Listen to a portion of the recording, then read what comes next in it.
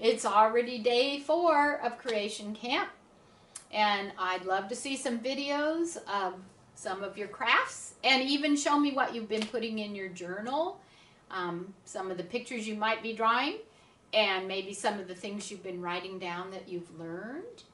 And so once again, let's get out our journals, and let's do our memory verse first. Here we go. In the beginning, God created the heavens and the earth. Genesis 1:1. Great. I bet you know that by heart now. I wish I could hear all of you saying it.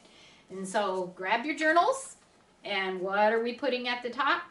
I bet if we were live streaming, I could hear you saying, God, our Creator. So write that at the top of your page again. And as you're doing that, we'll move on to story time today. And today is day 6 of Creation Camp, studying the days that God created. And we'll be talking about God creating animals today. And don't forget that each day we're also visiting some animals. And I can't wait to see what we'll be doing today. Okay, so next story that I have to tell you today is about a different sort of creature. Let's see, yesterday it was Winnie and the parakeet named George, and we had 2 dogs, and so I wonder which story we're going to do today. And I think you'll remember this one, we did it last year. So this was another true story that happened a long time ago, and it was about 400 years ago, and there was a very powerful king who was really against God. We say he did not have a heart for God, and he did not like Christians who came and told other people about Jesus. And you know, sometimes wonder why. Well, because he was the king. He wanted to be honored and worshiped and rule. But only God is the king, and God is the one that we should honor and worship. And so, this is a story about a man named John Brents, who lived long, long ago in that country where the king hated Christians. And he was a kind and loving man because he had Jesus in his heart. And he loved telling people about the Lord Jesus and that they could be saved from their sins. And that wouldn't be a threat to the king, but the king did not want to have any of that. He did not want John Brents telling anybody about Jesus. Okay, so John Brents loved the Lord so dearly that he preached wherever he went, even though he knew the king was very angry about that. And he put his trust in God to take care of him and protect him. And the king was so angry. He said, I will stop this man from preaching. I will destroy him. People are turning to the Lord Jesus as their king instead of bowing down to me. And I want to destroy him because of that. And so the king sent soldiers to the city where he lived, where John Brents lived. And he ordered them to capture him. But one of John Brents' Christian friends heard, and he ran and told him, the soldiers are coming to capture you, and you need to go hide. And he said, the king is so against Jesus that he wants to destroy all of us who are Christians, beginning with those like yourself who are going out and preaching. You need to run away and hide immediately. Soon as he was gone, John Brents knelt in prayer, and he said, Lord, I need your help and I need your direction desperately. Where shall I go? What shall I do? I'm your servant, Lord, and I know that you promised to take care of me, and I'm asking now for your guidance. And no sooner had he prayed that prayer that he felt God telling him that he should run to the edge of the city and hide in a certain abandoned barn. And he had often seen that barn as he had passed by on the road, and so he knew exactly where it was. So he grabbed 2 small rolls of bread And he hurried from his house and he hid in that empty barn. And so the door at the side of the barn was off his hinges. So he went in through the opening. He crawled up into the stack of hay and he climbed up a rickety ladder to reach the very top loft of the barn. And there he crouched in a pile of dusty straw. Oh, and I bet he was trying not to sneeze. And he listened for the sound of the king's army or any news that he might overhear from those walking on the road below. But he heard nothing. And he waited through the night. And the next morning he did hear some news, as people going by talked about it loudly. The king's soldiers are in the city. His troops are here. They're going house to house, and they're looking for somebody. Of course, they were looking for John Brentz. And so he lay very still in that hayloft, high above them in that barn, and he prayed. And he told the Lord how very much he loved him, and he asked again for his guidance and his safety. And he said, God, please take care of me. I know it's going to take a miracle so that I can keep preaching the good news about Jesus.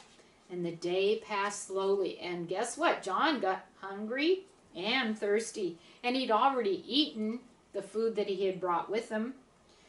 And he was hoping the king's soldiers would leave after they searched the city and couldn't find him, because he needed to be free to get food and water.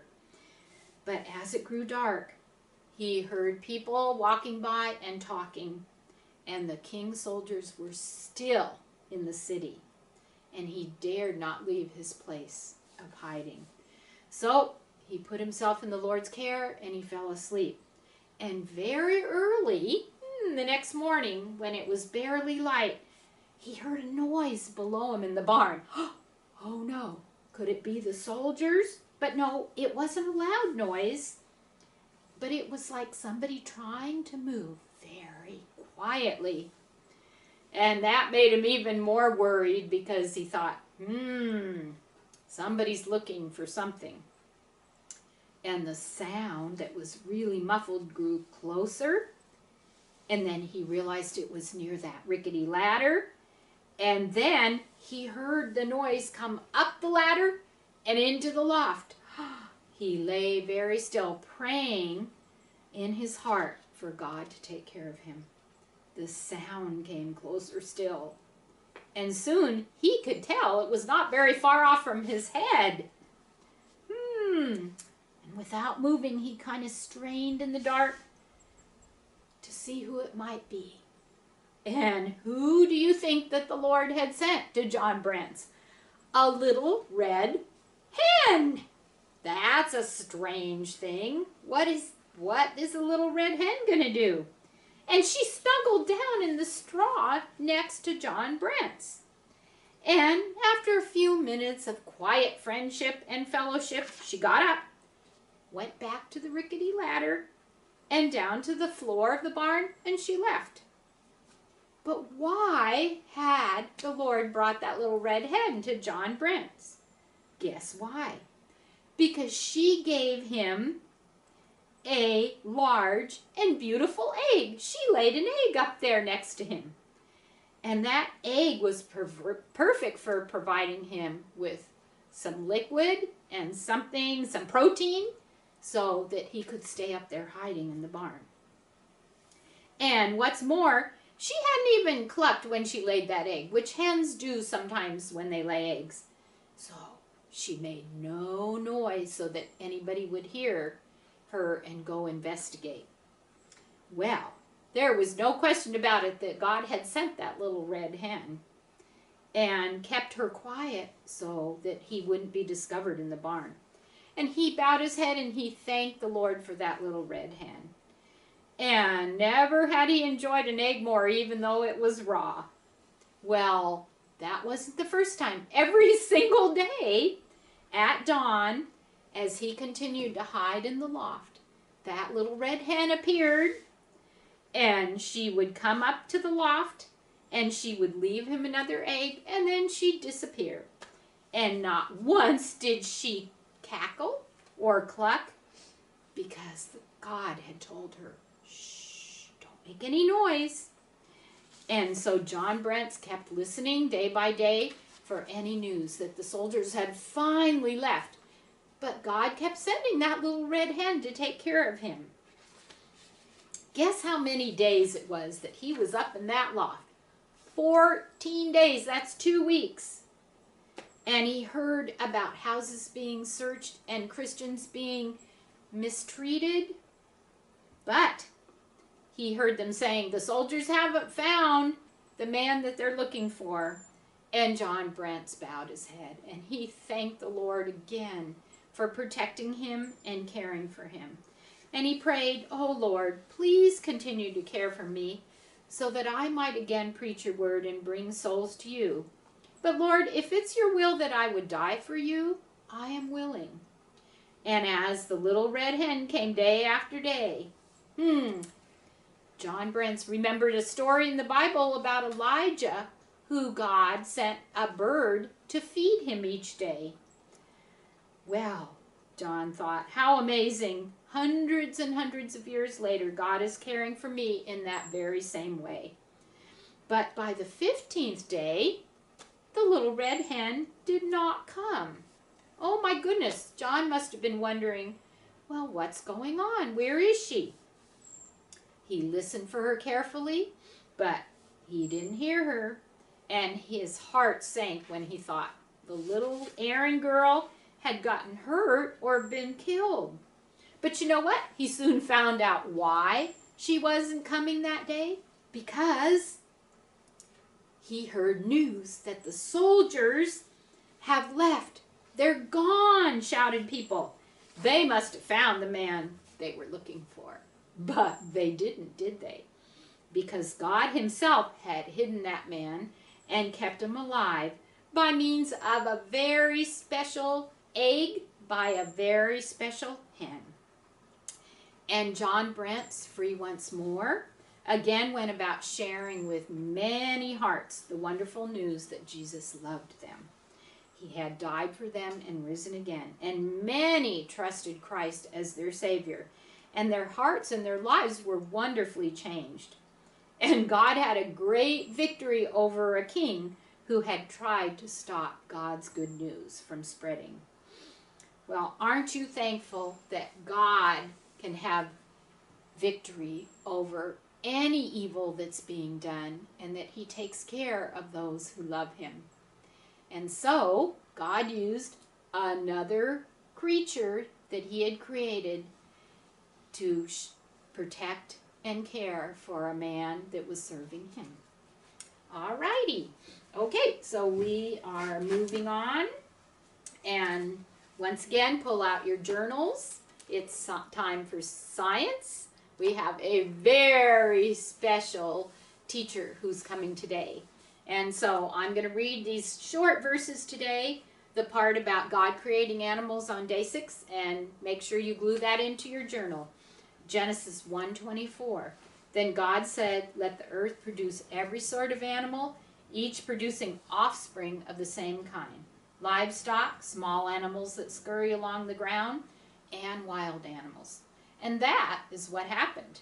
And God made all sorts of wild animals, livestock, and small animals, each able to produce offspring of the same kind. And God saw that it was good. Okay, so how many of you have a dog or a cat in your home? Well, if you do, I bet you know Dr. Brian from East Lane Veterinary Hospital. And so he's going to come today and tell you some very special things about one of God's most wonderful animals. Well, actually, I think 2 of God's most wonderful animals. And so make sure you're listening carefully. Preschoolers, glue in your verse for the day and pick out some shapes and stickers to put in your book. And don't forget your coloring pages. Pull out your coloring pages for Thursday, and you can work on those while Dr. Brian is teaching. And I would love it if you would write down in your journals what your favorite animal is. Okay, so take it away, Dr. Brian. Welcome to Creation Camp 2020. I want to thank you all for being here. I also want to thank my son-in-law behind the camera right here, because this would not be happening if it wasn't for him. Thank you for working with things differently than what they typically have been. I'm just thrilled that you guys are willing to spend some time in your busy summer schedule and attend Creation Camp 2020. Also, we thank Carol Chalette for all her hard work to make this all possible. So today, whenever you're viewing this, we're going to talk about a tool for every task. Okay? So we hope that you'll find it enjoyable. And the first thing I need you to do is make sure you've got your apple, okay, and your glass of water with an ice cube. If you did not get that, I'll have you go get that, and I will ruin everybody's day by singing while you are trying to go get that, or I'll just keep on going. But please, an apple or something you need to bite into, and again, a glass with preferably an ice cube in it. Okay, so my name is Brian Reister. I'm a veterinarian. That means I'm an animal doctor, which means that every day I'm working on all kinds of different things. I work on pigs, I work on dogs, I work on cats. And I am constantly reminded of the miraculous, beautiful creation that God has made. And today we're going to talk about one aspect of that creation, and that's teeth. Okay, so we are going to talk about how teeth do their job. We're going to talk about teeth that work like this, teeth that work like this, and teeth that work like this. Okay, so what I really want you to do is imagine. Close your eyes and imagine. And you're walking in a beautiful path in the woods, and you suddenly have that strange feeling. Something sneaking up on you. Close your eyes, imagine. All of a sudden you turn around and there's a big wolf lunging at you, and it opens its mouth to bite you and crush your bones, and it's got no teeth. Wouldn't hurt very much, would it? Those probably would be very hungry, and you wouldn't have much to worry about with them. Now, imagine that same thing with this coming at you. That would hurt. That would be a very bad day. I hope none of you have been bitten by dogs, but this is why it hurts. Okay, we could spend a whole bunch of time as to ways so you wouldn't be bitten by dogs, but that we won't do that today. So we're going to talk about teeth, and we're going to talk about teeth in general. And if you look at both the cat and the dog, okay, these are plastic models. They're not real, but they sure look real. Okay, and you'll see it's really interesting. They look very different. This tooth looks very different from this tooth, or especially these guys back here. And the reason is they each have a very different job. Then you've got the teeth. You've got these big, deep roots, like this tooth right here, whose root goes more than the length of the tooth that you see is clear up. This is bone you can't see. Okay, it's up inside the jaw. Okay, so what happens is, okay, this tooth is anchored, and all these teeth are anchored up here. Now, this shiny part out here, the reason you keep your teeth brushed, that's enamel. Okay, that enamel is what makes that tooth the hardest item in your body. There's nothing harder than your teeth in your body, even bone. Okay, because really all these teeth are is bone covered with this part with enamel. That enamel is very important. If that enamel is damaged, the tooth loses its strength. We'll stick this tooth back up in here. Now again, there's no enamel on this part of the teeth, okay, so which allows it to go up in there. So that's the first part of the design. So the tooth itself is a beautiful thing, but just how it's anchored, the fact that it's anchored in there, this part of the tooth is different than this part of the tooth, it's pretty amazing, all things considered. Okay, so that's the general mouth is the cat mouth. You'll see in general it has some similarities. You got the big long tooth, and you got some of these guys back here. Okay, now we're going to get into the specifics of each of these individual teeth. Okay, so grab your apple. Okay, grab it. Take a nice big bite.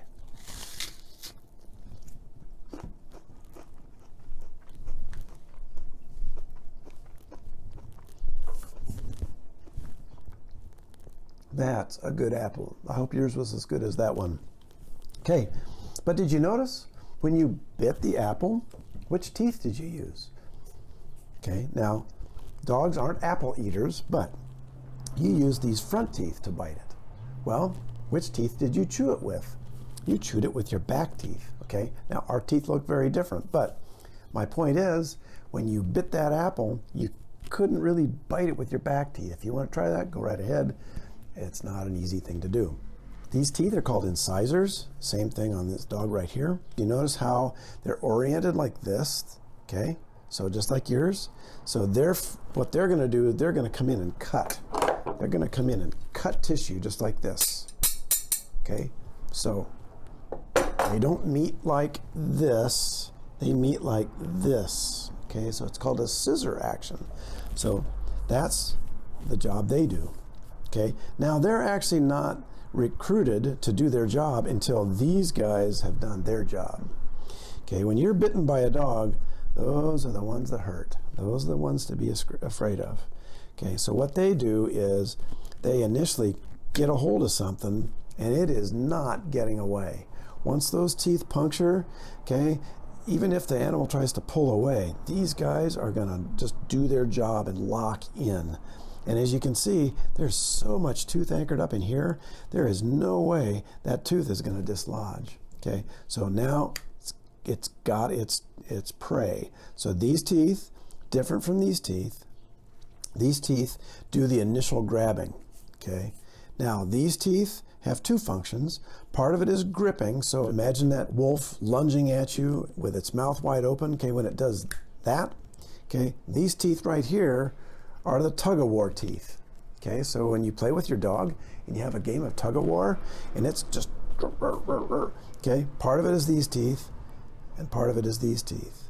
Okay, now, see the way they meet? Okay, you see they don't come together like any of the other teeth. Okay, they come together in such a way that they would really grip, but they're going to crush and shred. Okay, then you move back to these teeth. Look at the difference in the size of those teeth. They don't look at all like those guys.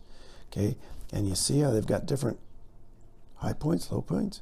Okay, and then you look at how they come together with these teeth. Okay, you see that right there? Now, if there was a bite of apple, it's going to cut it and crush it. See that? Okay, see that little piece of apple? It cut it because it interacted with those teeth. And then you got these little guys back here, and they're just major crunchers. Okay, so let's do a quick review. You've got your apple biting teeth, or if you eat corn on the corn cob, these are the teeth that do that job. You don't use your canines much, okay, but they're there. Then you got your premolars and your molars, okay, and then there you do the crushing. Now, I'm going to show you what these teeth have the ability to do. One time, many years ago, I watched a cougar that was in a enclosure that had wire fencing. And it got that wire fencing in those teeth back there, and it cut through it. Okay, now, imagine a rock. Okay, it's hard as a rock. Okay, so this is actually much harder than the bone that these teeth would be crushing. So because we're going to be putting it back in the very back part, just like back here, this is what happens to bone when you put it in a dog's mouth. See that? Okay, now steel is not harder than rock, but it's the way that these forces are put on those teeth. So it's pretty amazing that these teeth can crush bone, just like these pliers can crush rock. So we've talked about all the different structure of the teeth. We've got your incisors, which are your corn cob eating teeth. These guys, which for the dog are their initial trapping. Okay, this is their shredder. This is their crusher. So really these are the let's put them dinner on the table teeth. Okay, then once dinner's on the table, that's where these guys all do their job. Okay, if you want to try something, next time you take a bite of an apple, try to put that bite of apple just between your front teeth and eat it. It doesn't work very well. Now, we're going to talk a little bit about the cat. Okay, the cat has the same exact structure in canines, incisors, premolars, and molars. But what does this tell you? Are they going to eat the same thing? Probably not. these guys eat little rodents and things. These guys are designed, at least the full-size canine is designed to eat much larger prey. So to me, again, the teeth tell me what they're going to eat, not what they eat cause the development of the teeth. So that's just, again, one of those little illustrations and why this is included in Creation Camp. I'm going to talk a little bit about all the different dog breeds that you see. If you look at this illustration, okay, you see you've got, this kind of looks, those guys look a lot like this, okay? Then you look at this beast right here, and this beast, and this beast. They look a little bit like aliens. Well, actually that's a pug, which some people would say look like an alien. That's a Chihuahua. Some people would say they act like an alien, but neither of these dogs, if they were out having to kill and eat for themselves, would probably be very successful. And how did this happen? This happened because people decided that they want a particular characteristic. And so they took the dog with this dental structure and bred it over time to create this. Okay, this dog, fortunately, with domestication, which means that we go get that dog food at the grocery store. Okay, that's what allows that dog to survive. Okay, if that dog did not have somebody putting dog food in a bowl, I'm afraid it'd have a tough time killing and eating things. And that's also true of the Chihuahua. Okay, now cats, we actually see the same thing in the cat. Okay, this is your normal, relatively routine structure. And then we got these guys where they just don't have a nose. Everything's smashed. It looks like they got dropped from a 3-story building on their nose. Okay, those guys run into the same thing. Their teeth, remember I talked about these teeth being their initial put it on the table teeth? Those aren't aligned, and so they'd have a tough time putting dinner on the table. Okay, so why do we talk about teeth with Creation Camp? We talk about it because, again, these teeth tell me not only what they'll eat, but that each tooth has to do its job for them to eat. Okay, so to me, I believe that based on the verse out of Romans, it says, "For everything that's known about God is plainly evident in the things that He has made."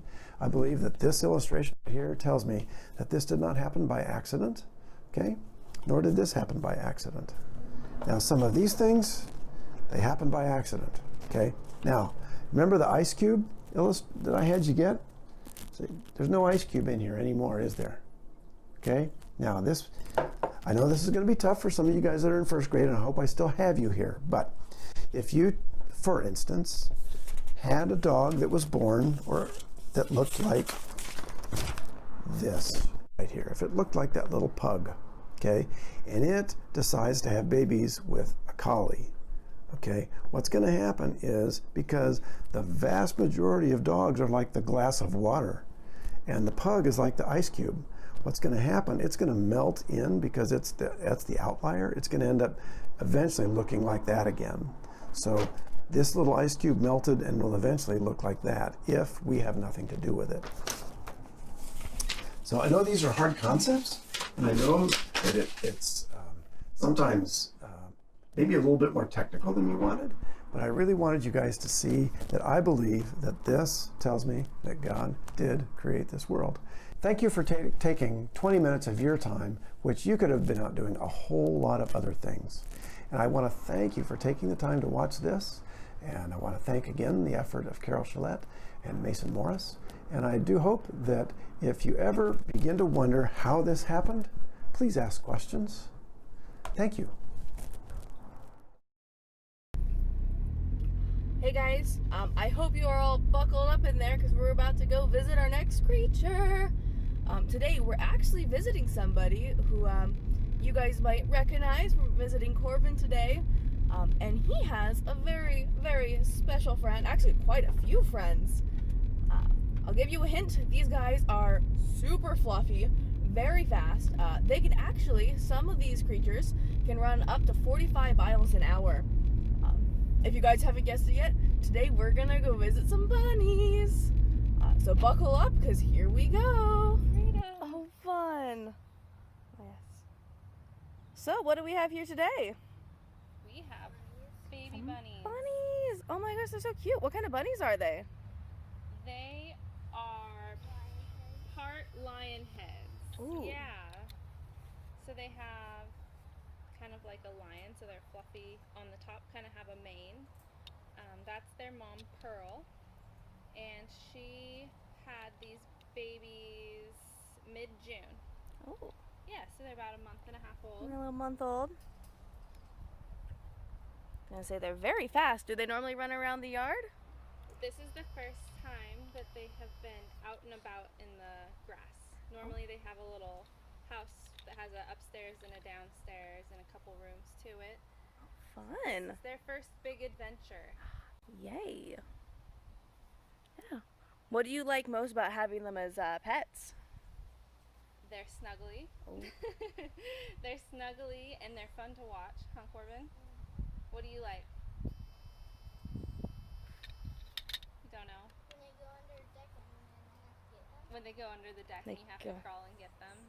I was gonna say, I bet they escape a whole bunch. Yeah. Corbin started with Bob the bunny, the white fluff ball that we had. He got Bob when he was about a year and a half. And so these are Bob's descendants. Oh, nice. Bob would be their grandpa. Their grandpa. Yeah. Yeah, I was gonna say, we saw Bob last year at Creation Camp. Yeah. Yep. So these bunnies could also come to Creation Camp now. Yeah. Nice, yes.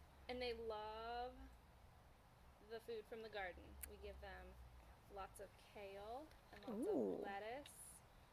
And that's their favorite thing. We also give them a little treat. It's called calf manna. So Ooh. it's like they're like, it's like ice cream for them. But it has good nutrients in it. So that's their like, they get a little scoop of that in the evening and then they get lots of lettuce and kale. And they go straight for the kale. Nice. So if we learned anything, it's eat your vegetables like the bunnies do. Yes. There we go. Let's see. Definitely. Yeah, what are all their names? Oh, we haven't. Oh, we Oh, they don't haven't have names named yet. them.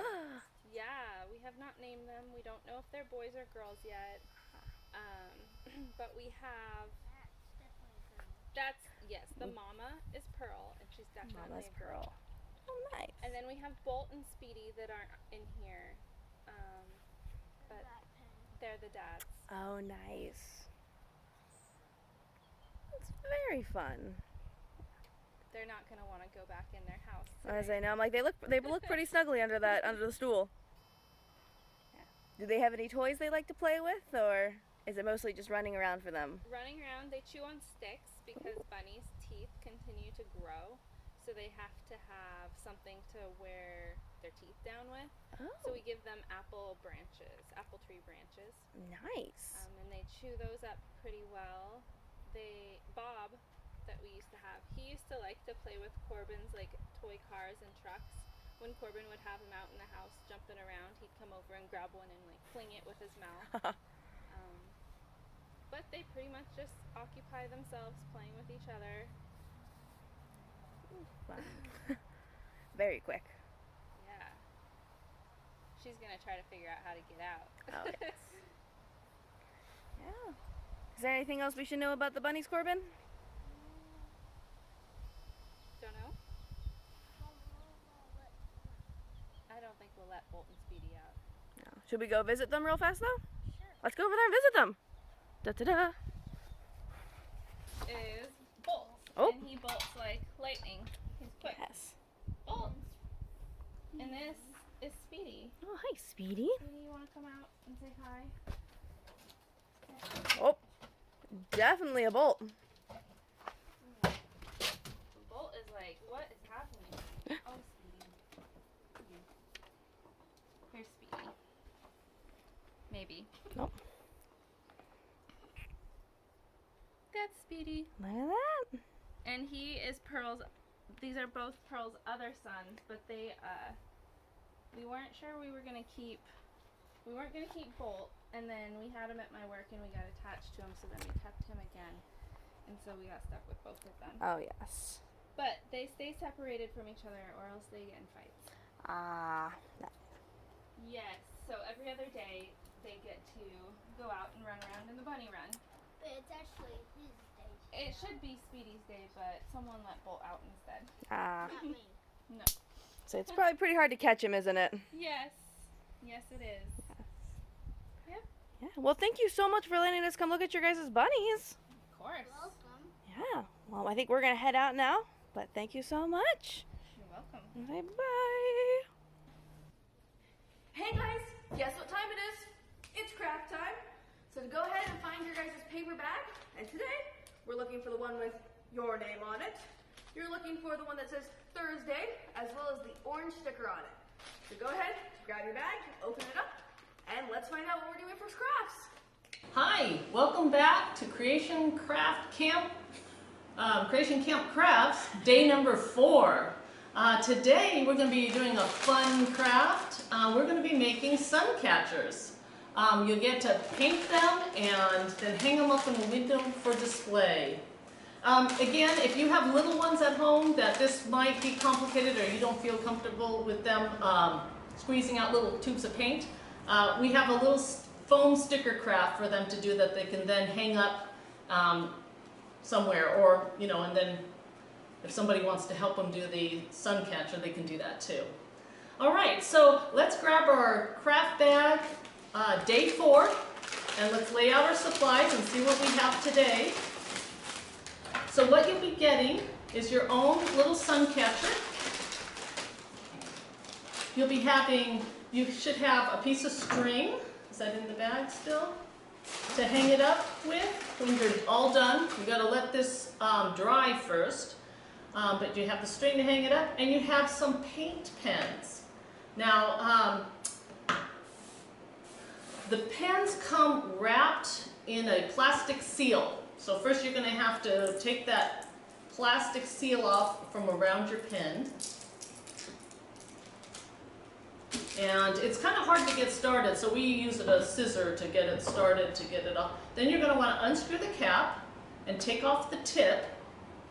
Unscrew that tip. And then under that tip, there's a plastic plug. And have your mom or dad help you with this. You got to wiggle that a little side to side and then pull the plug out. It's not very easy, you can see.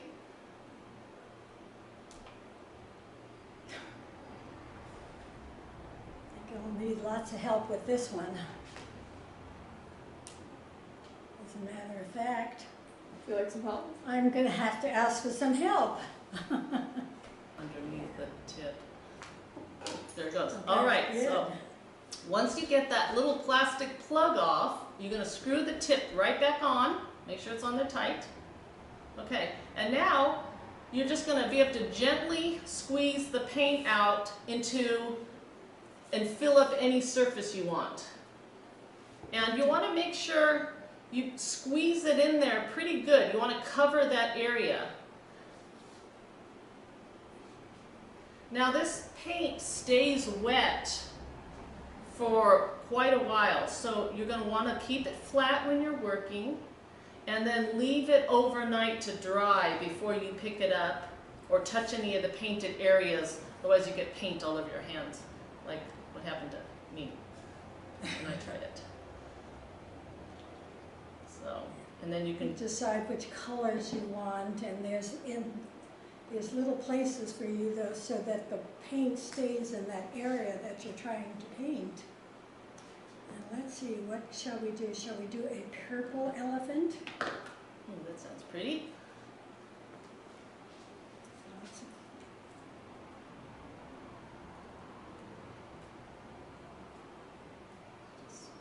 Just got to squeeze it. I'll give it a little bit of pressure so the paint comes out. You don't want to squeeze too hard. You don't want to also be surprised and have it squirt out.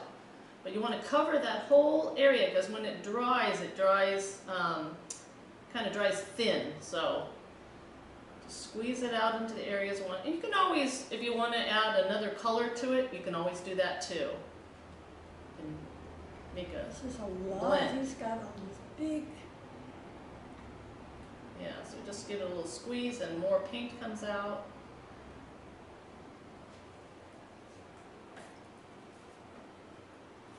Might even give them a purple nose and This whole orange area ears is or red. red ears. Yeah. Just do a little squeeze and get that paint to come out of the tube. When you got a big area, you kind of got to squeeze it out. This is a real big area here.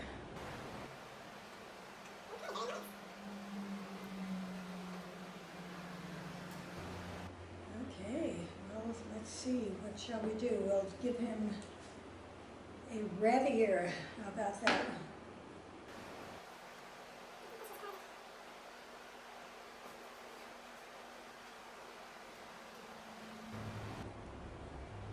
You can see on our zebra that we've done before, it's a purple and red and green zebra too. So you can be creative and make whatever colors you want. You'll have with whatever pens you get in your bags. And if you have siblings in your house that are doing it too, you guys can share pens and maybe come up with some more color combinations.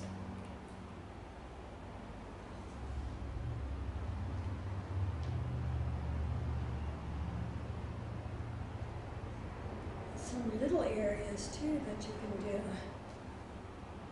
Let's see, what else do we have? We haven't used green.